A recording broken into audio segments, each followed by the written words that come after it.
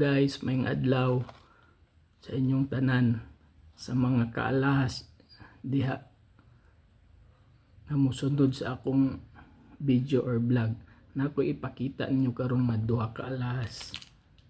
Kaning isa is white gold nga 18K 9.4 nga bracelet. Kaning isa is 21K Chinese gold nga ang iyang gram band is 6.8. So ato ni i-try karong pa-apre sa punsya pug nitubo ba siya or ni maura gyapon niyang dawat guys.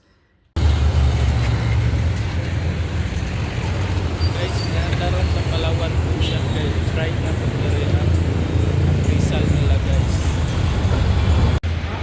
So muna po guys, kung umana ko pa-press ang bracelet, ang dawat is 28,000 plus lang ug ang ring is 23. So i-try na to sa lain nga pawn shop guys.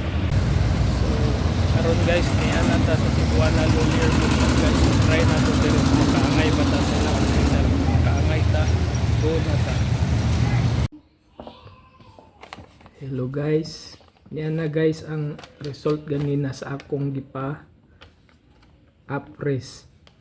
So ang sa duha nga akong gipa apres, murag ang isa ra gyud moy akong naprinda kay medyo ang isa break even lang, bawi-bawi ra ang punan or kapital. So kato lang bracelet moy akong nadesisyonan guys. Mao na ni siya. So last na kong kuha dadto, nakuha na ko to siya sa 31,300. So karon ang iyan ng dawat karon dadto guys is mao na ni siya. So niara guys, mao na ni iyang resibo sa bracelet nga white gold nga nag timbang siya og 9.4 grams. So ni-apre siya 34,570 kuan sa interest o service charge. So nag-net na lang siya 33,182.